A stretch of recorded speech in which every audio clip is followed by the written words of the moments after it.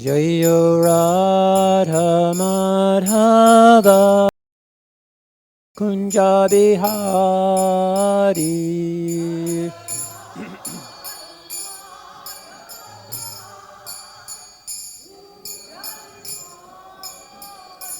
Jayo Radha Madhava Kunja Bihari.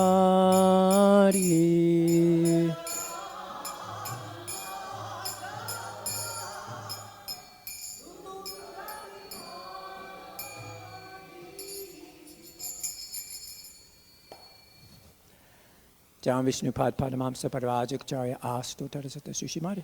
His Divine Grace A.C. Bhaktivedanta Swami Prabhupada Ki Jai. Down Vishnupad Padamamsa Paravajakacharya Astu Tarasata Sushimad. Sringa Guru Srila Bhakti Siddhanta Saraswati Goswami Maharaj Ki Jai. Anantikoti Vaishnava Vrinda Ki Jai. ISKCON BBT Founder Acharya Srila Prabhupada Ki Jai. Namacharya Srila Haridas Thakur Ki Jai. Brahmsiko Shri Krishna Chaitanya Prabhu Nityananda Shri Advaita Gadadhar Shivasari Gaur Bhaktavinda Ki Jai. Shri Shri Radha Krishna Gopi Gopinath Shamakund Radha Kund Giri Govardhan Ki Jai. Vrindavan Dham Ki Jai. Mayapur Dham Ki Jai. Navadvip Dham Ki Jai. Jagannath Puri Dham Ki Jai. Tulsi Devi Bhakti Devi Ki Jai. Jamuna Mai Ganga Mai Ki Jai. Grantara Śrīmad-Bhāgavatam Ki Jai. Transcendental Book Distribution Ki Jai. Harinam Sankirtan Jaga Ki Jai. Transcendental Prasadam Distribution Ki Jai. The Divine Lordship Shri Shri Rukmini Dwarkadish Ki Jai. The Divine Lordship Shri Shri Jagannath Baldev Shrimati Subhadra Ki Jai. The Divine Lordship Shri Shri Gaurnitai Ki Jai. Gaur Premananda Hare Hari Bol. All glories to all the Sangha devotees, Hare Krishna. All glories to all the Sangha devotees, Hare Krishna. All glories to all the Sangha devotees, Hare Krishna. All glories to Shri Shri Guru and Shri Gauranga, glories to Srila Prabhupada. Om Namo Bhagavate Vasudevaya.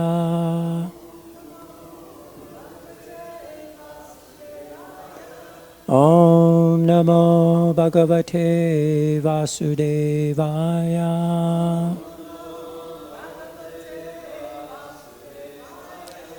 Om Namo Bhagavate Vasudevaya.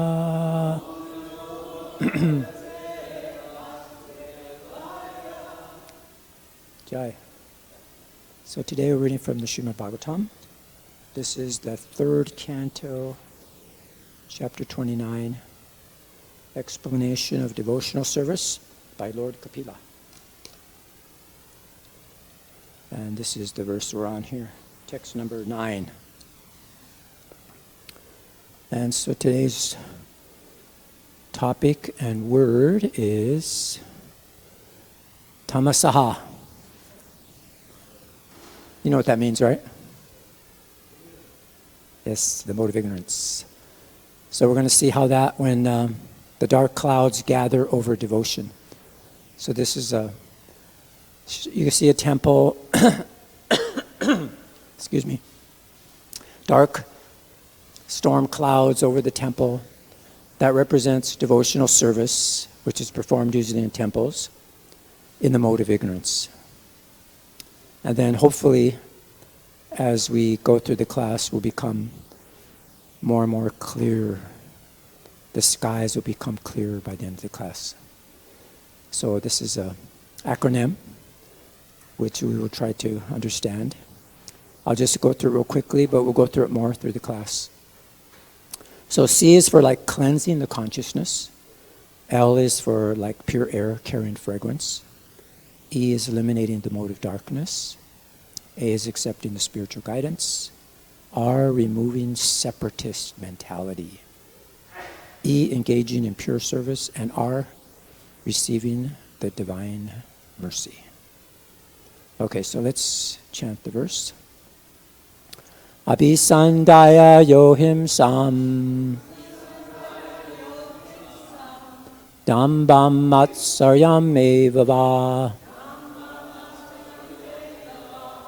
Saṁrambhī bhinna-dṛg bhāvam. Mayi kuryāt tāmasaḥ. Abhisandhāya yo hiṁsāṁ. Dambhaṁ mātsaryam eva. saṁrambhī bhinna-dṛg bhāvam mayi kuryāt tāmasaḥ abhisandhāya hiṁsāṁ dambhaṁ mātsaryam eva saṁrambhī bhinna-dṛg bhāvam mayi kuryāt tāmasaḥ. Tāmasaḥ.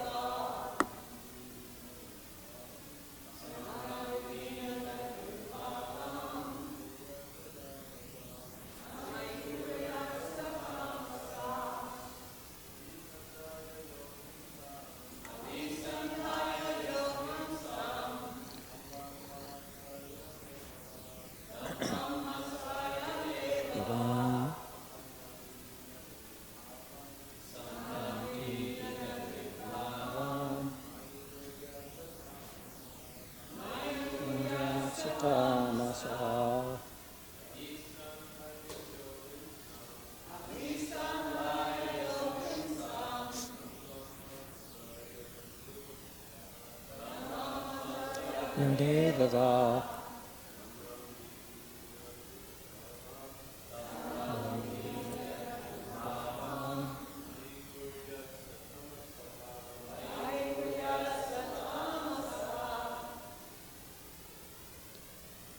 Vaishnavis.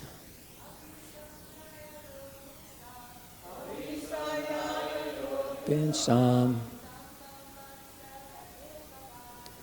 Tāmasaḥ eva.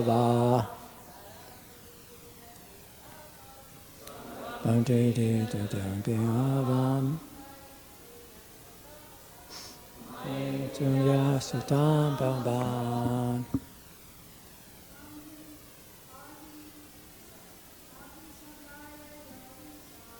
Abhisandhāya hiṁsāṁ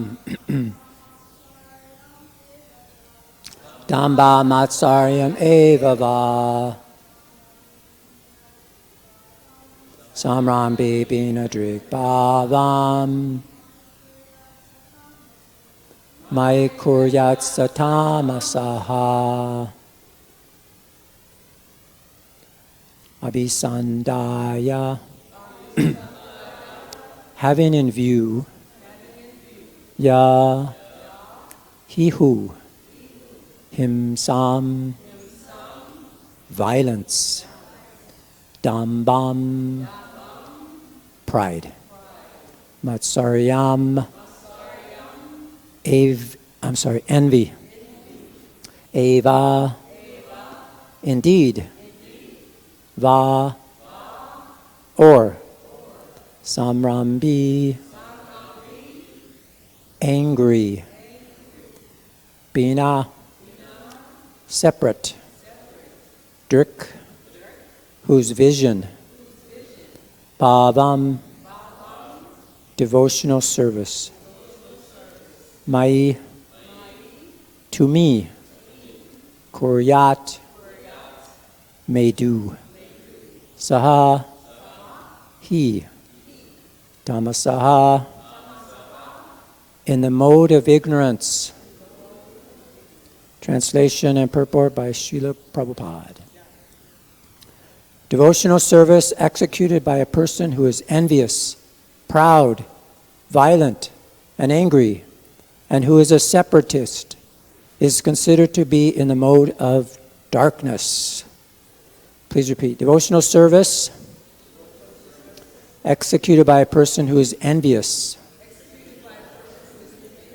proud, violent, and angry, and who is a separatist, is considered to be in the mode of darkness. Purport. It has already been stated in the Śrīmad-Bhāgavatam, 1st Canto, 2nd chapter, that the highest most glorious religion is the attainment of causeless, unmotivated devotional service. In pure devotional service, the only motive should be to please the Supreme Personality of Godhead. That is not actually a motive. That is the pure condition of the living entity. In the conditioned stage, when one engages in devotional service, he should follow the instructions of the bona fide spiritual master in full surrender. The spiritual master is the manifested representation of the Supreme Lord because he receives the instructions of the Lord as they are by disciplic succession. It is described in Bhagavad-gītā that the teachings therein should be received by disciplic succession. Otherwise, there is adulteration.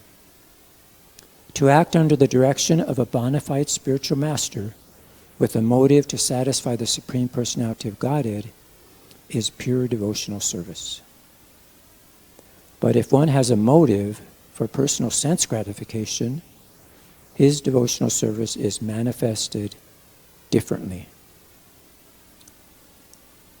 Such a man may be violent, proud, envious, and angry, and his interests are separate from the Lord's. One who approaches the Supreme Lord to render devotional service, but who is proud of his personality, envious of others, or vengeful, is in the mode of anger. He thinks that he is the best devotee. Devotional service executed in this way is not pure. It is mixed and is of the lowest grade. Tāmasaḥ. Srila Vishnava Chakravarti Thakur advises that a Vaishnava who is not of good character should be avoided. A Vaishnava is one who has taken the Supreme Personality of Godhead as the ultimate goal of life. But if one is not pure and still has motives, then he is not a Vaishnava of the first order of good character. One may offer his respects to such a Vaishnava because he has accepted the Supreme Lord as the ultimate goal of life. But one should not keep company with the Vaishnava who is in the mode of ignorance. Wow. Om Jnana Tamanandasya Gyananjana Salakaya Chakshus Unmilitamena Tasmai Shri Guruve Namaha Shri Chaitanya Manobhistam Stapitamena Bhutale Swayam Upakadamayam Dadati Swapadantikam Jai Shri Krishna Chaitanya Prabhu Nityananda Shri Advaita Gadadhara Shivasari Gaur Bhaktavinda Hare Krishna Krishna Krishna Hare Hare Hare Rama Rama Rama Hare Hare Namo Vishnu Padaya Krishna Pastaya Bhutale Srimati Jai Pataka Swami Nitinamane Namachari Padayane Nitya Kripa Padayane Gorakate Damadaya Nagara Gramatarne Namo Vishnu Padaya Krishna Pastaya Bhutale Srimati Bhaktivedanta Swami Nitinamane Namaste Saraswati Deve Gauravani Pacharne Nirvasesha Srinivadi Paschitade Satarane Vanchakalpa Tubhischa Kripa Sindhu Bevacha Patitanam Pavanebhyo Vaishnavebhyo Namo Namaha. Okay, so the translation again. Devotional service executed by a person who's envious, proud and violent and angry, and who is a separatist, is considered to be in the mode of darkness. So this is bhinna-dṛg, means his interests are separate from the Lord. So it's very interesting. It's like he's thinking, what will I get in return? This temple is a means for my material gain.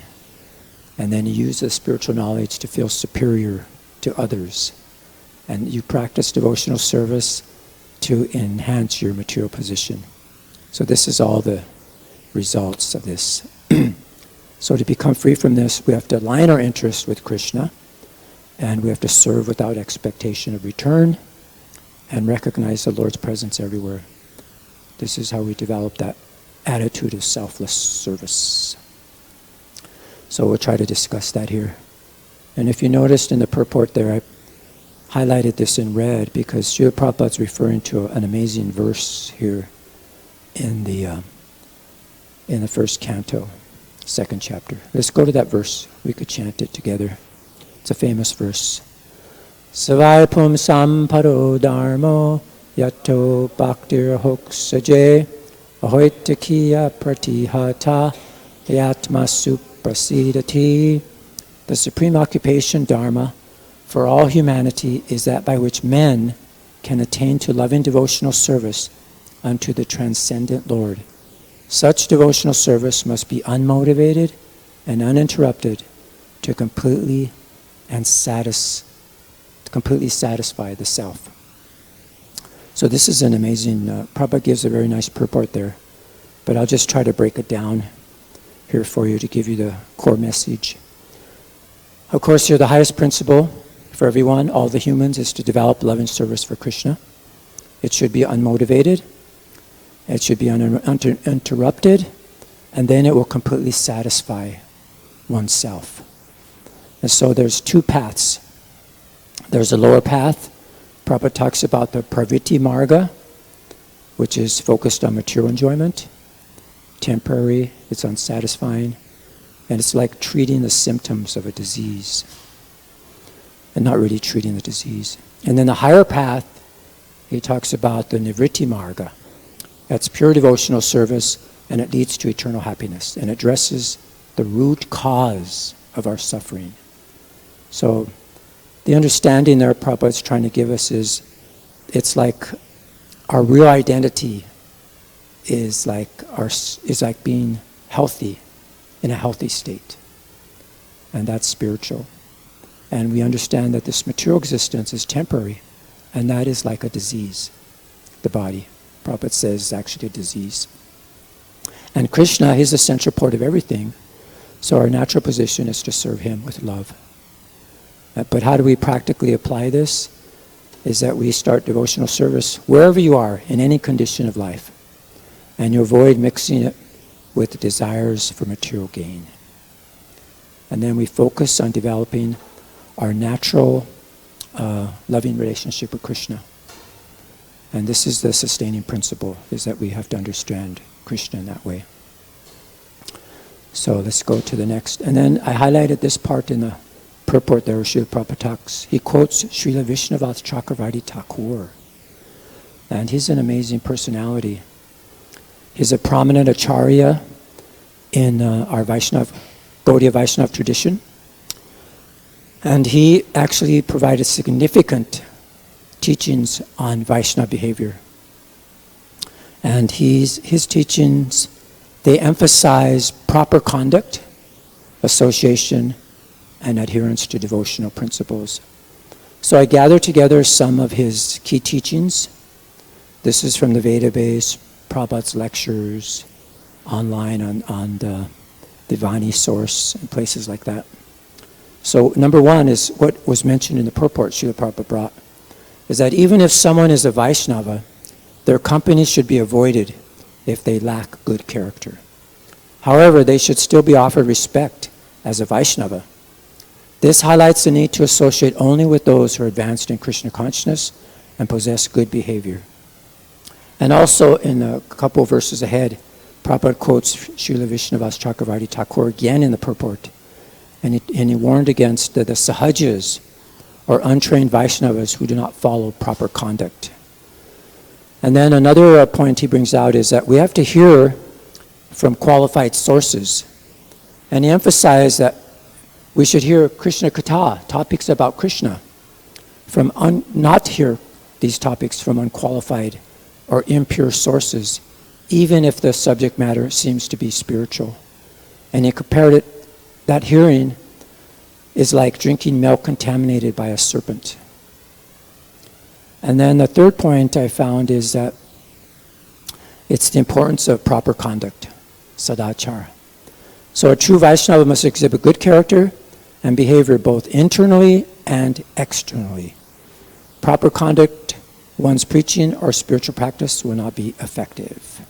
So internally or externally. So whether you're in public or you're in private, it's still good character. And then the fourth one is patience, enthusiasm, and devotional service. So he brought up that importance of dārya is enthusiasm in devotional service, that we should persist in our activities of devotion even if the immediate success is not visible. We have to trust Krishna that he will accept our sincere efforts. And then the fifth, I have like six, two more here. Humility. He said it's considered the crest jewel of Vaishnavas, and pride is its antithesis. So he taught that pleasing the spiritual master is essential for pleasing Krishna and advancing in spiritual life. And then another point he taught is to avoid cheap preaching. He cautioned against becoming a cheap guru or preacher without proper training and realization. Preachers must strictly follow the instructions of previous acharyas and live by their teachings to effectively guide others.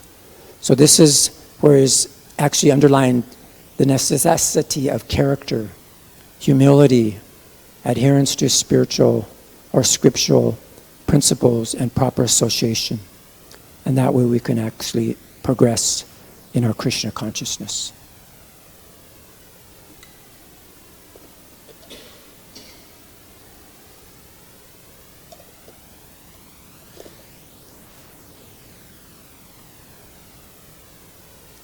So this is a graph that I like to use. It's inspired from the Bhagavata Subodhini by Gauranga Darshan Das.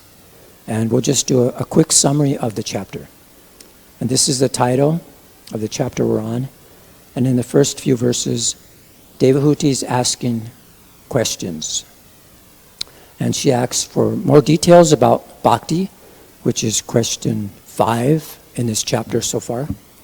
And in our verse today, it starts the answers to this question, number 5.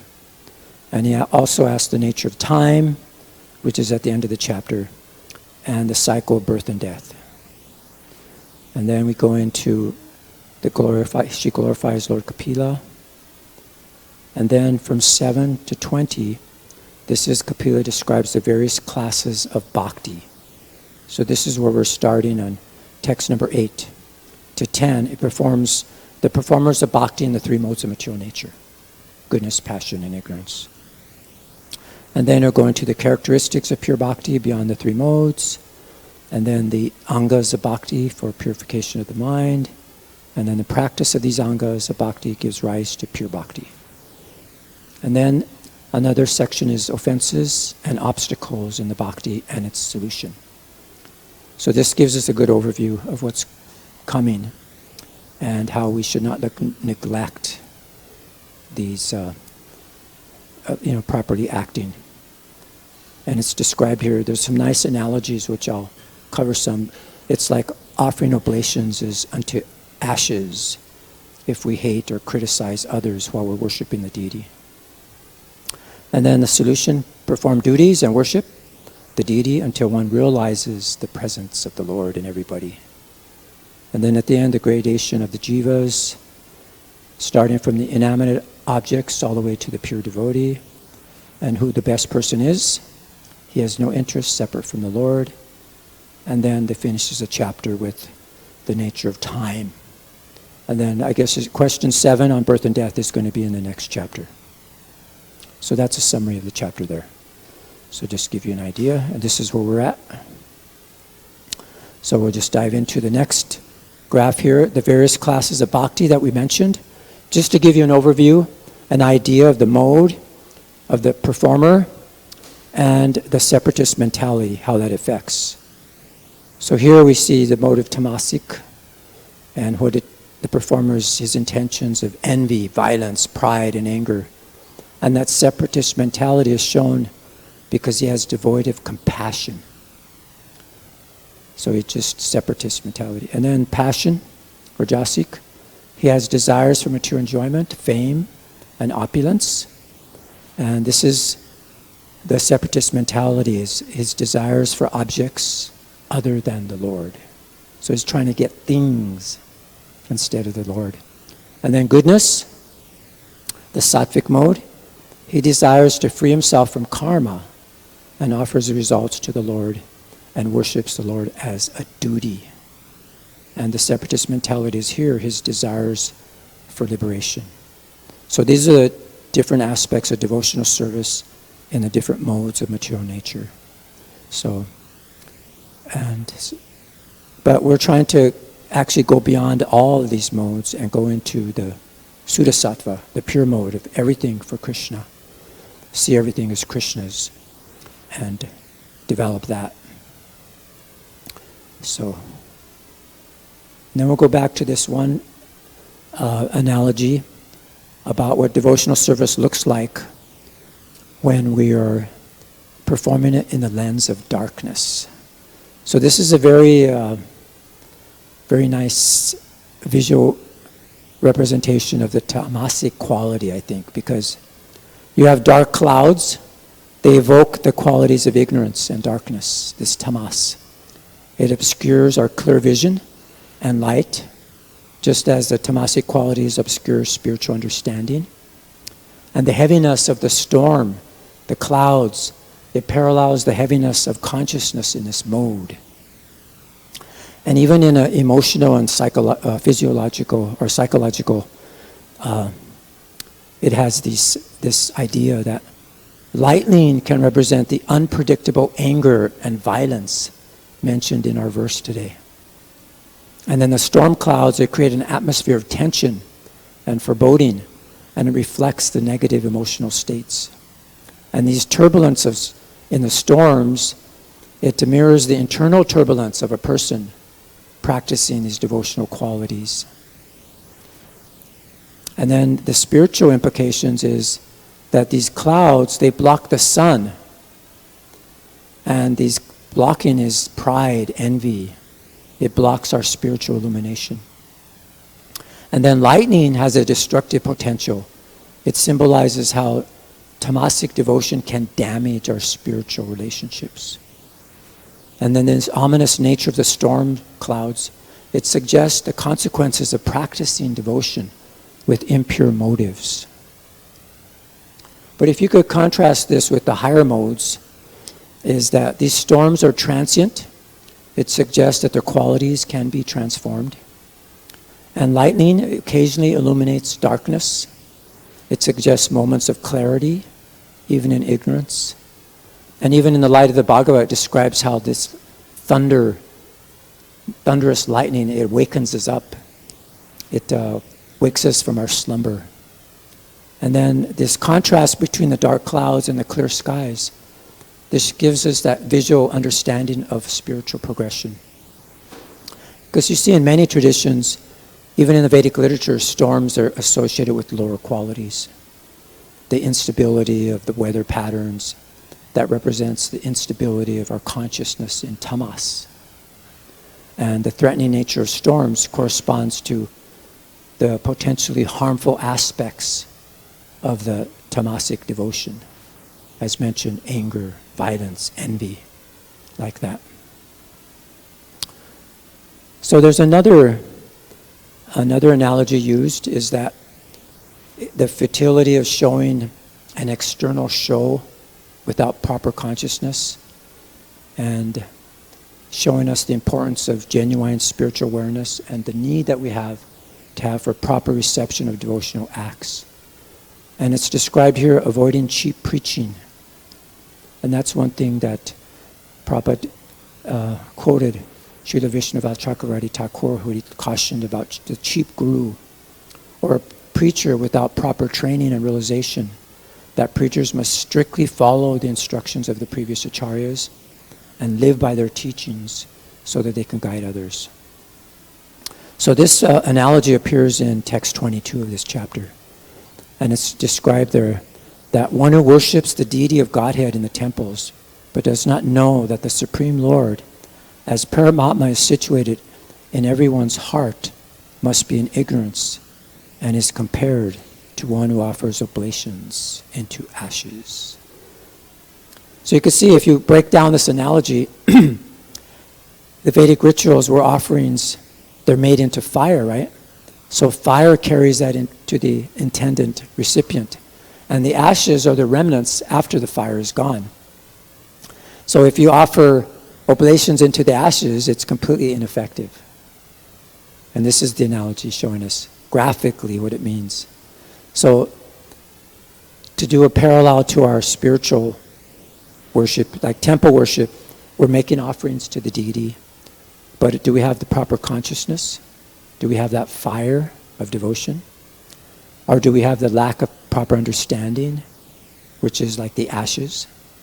And without proper consciousness, this worship becomes ineffective. And why the ashes? Because they represent the dead remnants of the fire, and how they're related to fire, but they have no power. They maintain the external form, but they lack the essence. They can't transform or carry the offerings. So that's the key teaching, is like this external worship without inner understanding is completely lifeless. Like offering ghee into the ashes, expecting it to reach the deities, to reach the deity form or Krishna. So here the form is there, but the transformative power is missing. And what's happening is that recognizing the Lord is not there. So the worship is incomplete. So what's a solution? We have to develop proper understanding, recognize the Lord's presence everywhere, and maintain both external practices and internal realizations. And then it'll transform this ritual into a living devotion. So the next analogy is how it uses about how smoke in the air blocks the pure transmission of fragrance. And these are the negative qualities, how they block our pure perception of Krishna. So we just recently had an experience of that. If you ever burned a pot, sometimes you can easily just throw the pot away, or you could take the austerity to clean it, and it takes a lot of effort to clean it. And you see it leaves smoke throughout the whole house for days. It's hard to get rid of it. So in the same way, this is mixed or impure devotional service. And this is described in these verses 8 to 10. That devotion in ignorance is like a smoke-filled air from a burnt pot. So this is being performed in envy, pride, anger, separatist mentality. It's like a smoke in the air blocks the pure transmission of fragrance. So these negative qualities, they block that pure perception of Krishna. And that's why it's considered to be in the mode of darkness. And that's devotion in the mode of passion. It's like air polluted with dust. Maybe not smoke, but it's dust. Motivated by personal interests. Dusty air carries partial fragrance, but it also carries the contamination. So this is worship with the motivation for fame and things like that. And it also could represent the mode of goodness. It's like humid air. You see, we're performing devotional service for liberation, to free us from our karma. It still has subtle desires. They're material desires. So that's similar to humid air that carries fragrances, but still not perfectly clear. It's better than the previous two, but it's still not pure. But pure devotional service is like clear air. It has no motivation, and it flows naturally like the Ganges. It carries it. And so that's very nicely described here. So the next analogy here is we see the fragrance as the air. It is as the chariot of the air carries an aroma from its source and immediately catches the sense of smell. Similarly, one who constantly engages in devotional service and Krishna consciousness can catch the Supreme Soul. So just like this nice analogy, that just as we can instantly smell fragrance when it reaches us, so the connection is direct to Krishna. It doesn't require intellectual analysis.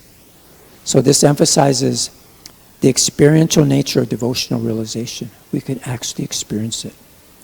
There's a natural transmission. Just like air naturally carries fragrance without extra effort, so similarly our devotional consciousness, it naturally perceives the Lord. The process is effortless when it's properly aligned. And it's universal. It's present everywhere. It carries fragrances to all places. So similarly, the super soul, the Paramatma, is present everywhere. And a devotee can perceive this omnipresence through his devotional service. So this is that carrying principle. It's called Vayu Vihitam. The air is the carrying vehicle. Just effortlessly carries things. So we'll go to the next analogy that's described how the Ganges river, just as the water of the Ganges flows naturally toward the ocean, such devotional ecstasy, uninterrupted by any material condition, flows toward the Supreme Lord. So this illustrates how pure devotional service is natural and unstoppable. They're like the Ganges river. It's a very beautiful metaphor. So there's another nice quote that describes here the definition of pure devotion. The manifestation of unadulterated devotional service is exhibited when one's mind is at once attracted to hearing the transcendental name and qualities of the Supreme Personality of Godhead, who is residing in everyone's heart. Just as the water of the Ganges flows naturally down towards the ocean, such devotional ecstasy, uninterrupted by any material condition, flows toward the Supreme Lord. So just see the Ganges, it doesn't need to be pushed, forced, right? It just flows towards the ocean. So pure devotion, it doesn't need any artificial motivation. It's a natural state of the soul to be attracted to Krishna. There's no external force that's needed. It flows by its own nature. And it's unstoppable. Nothing can permanently block the Ganges from reaching the ocean. You know, it might encounter obstacles, but it finds ways around it. So similarly, pure devotion can't be permanently blocked by material conditions. The flow continues despite these obstacles. And the direction is certain. The Ganges never flows away from the ocean. It may appear to wind and turn, but it always moves towards its destination. So that's pure devotion. Similarly, always moves towards Krishna, even if the path doesn't seem direct. The direction is fixed. And it's progressive. Just as the river gets stronger as it flows, it's gathering tributaries. So in the same way, it approaches the ocean, it becomes broader and deeper. So this is like our devotion. It becomes deeper and more profound with practice. And the closer we get to Krishna, the more powerful our devotion becomes. And that's the purifying quality. Everything it touches on its journey, it purifies it. That's the Ganges. And pure devotion is like that. It purifies the consciousness and everything it contacts. It both transforms what they touch while maintaining its essential nature. Just like they have this Narayan Kavacha, that when you chant this Narayan Kavacha, anybody who you see gets the same effect from the one who does that. So just think the pure devotee.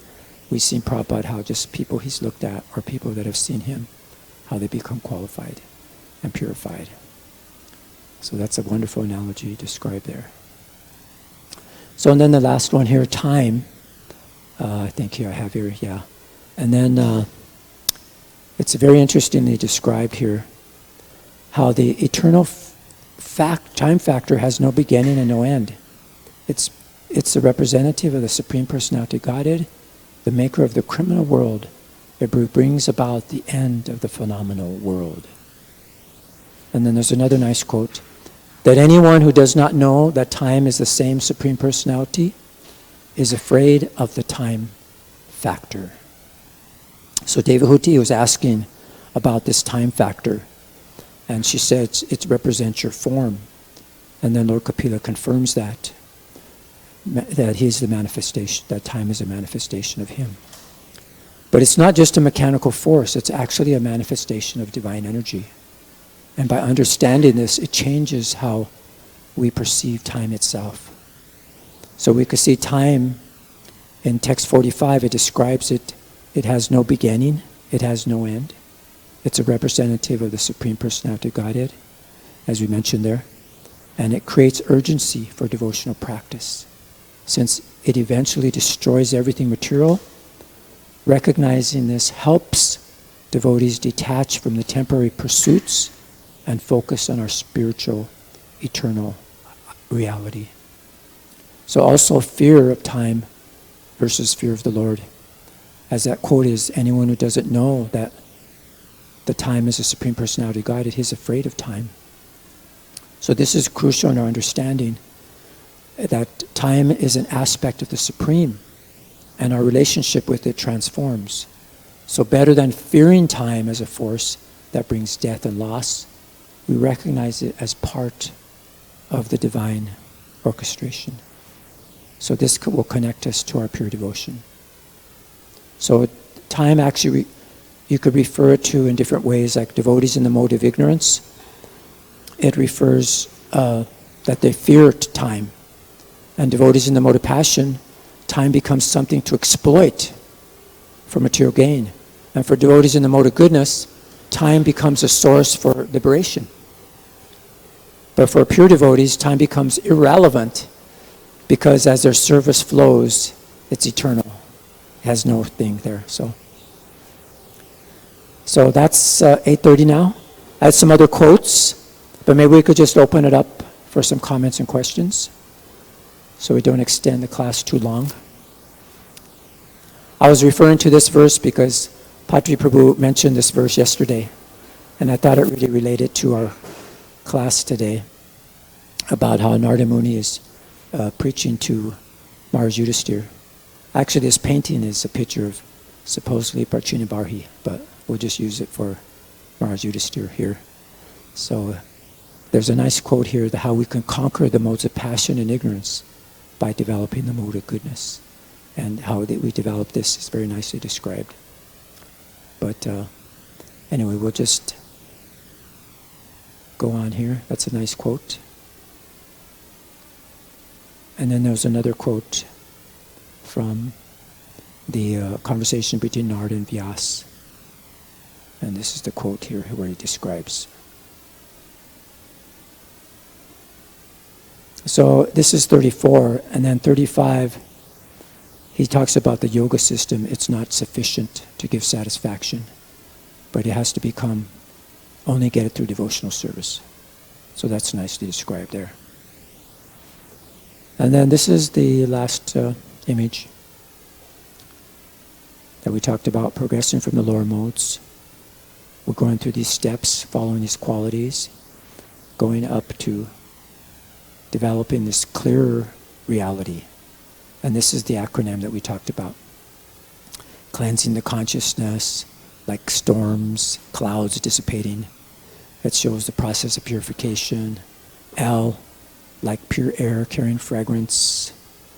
E, eliminating the mode of darkness through our proper spiritual practices. A, accepting a spiritual guidance, role of the spiritual master, following authorized process. R, removing the separatist mentality, overcoming what's in it for me attitude, engaging in pure devotional service, natural flow like the Ganges, without motivation.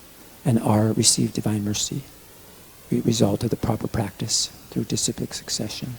So that's leading to our pure devotion. So that's it. Any comments, questions, realizations? Yes, Prabhu. I'll repeat your question if there's no mic. Yeah.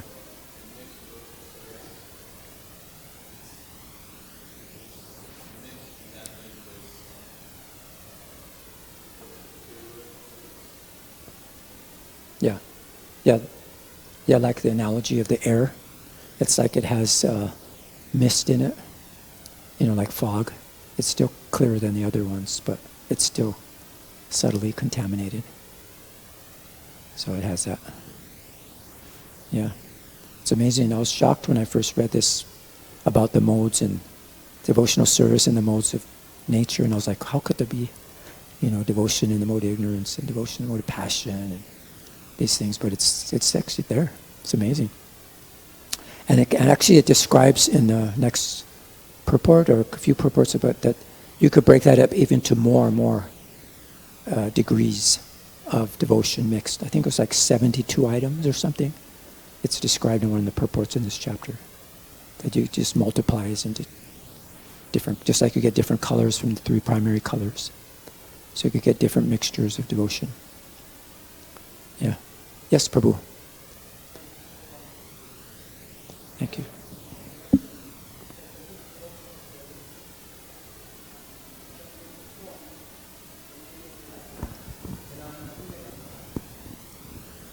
Oh, great, thank you. Hare Krishna. So we can see that the devotional service can be performed and the result be completely opposite. Like I was reading today morning about Lord Indra. Indra, Krishna killed Bhaumasura and gave the earrings of, Aditi to him. And then he went with Satyabhama to the heavenly plan, his heaven plans. And then Indra, he was fighting with Krishna. And Prabhupada writes, this is a materialistic mentality. As long as you're doing something for them, they're good friends with you. As soon as you're doing something wrong, immediately they're angry with you and they're fighting with you. Yeah. So, amazingly enough, it's Devaraj Indra, he's Indrari Vyakulam Lokam Sambhavam. Krishna comes to this world because of him only. Anyway, but on another side, we can see the Vritrasura. He was basically... He was demon, yeah. Unbelievable demon. He was eating demigods. He was killing. So at the same time, he just said, I'm going. Aham harita vapadai kamula. I'm going. I want to be with devotees. I'm going back to Godhead. You stay here, Indra. So question is that, what's the criteria which attracts Krishna's attention? Because sometimes we can do some, shnik shnik, hiri hiri, brum brum, so many millions of lifetimes. Yeah. And somebody comes, new person comes with cigarettes. And then, boom, in this lifetime going back to Godhead. What is actually the main criteria? Yeah, the main criterion is the consciousness. It's not external. Krishna is not attracted by, if you come nicely dressed. I mean, it's good for an external view, but what is your consciousness? You could be thinking of something horrible. So we have to have that pure devotion, internally and externally. That's what attracts Krishna, is the devotion, is the consciousness. So I think that's the main thing. Would you like to expand on that anymore? Well, really, I want to hear. Yeah, okay. So any other comments, questions? Jai, well, thank you for your kind attention. All glories to Śrīmad-Bhāgavatam, all glories to Srila Prabhupada. So, why didn't you make yourself available for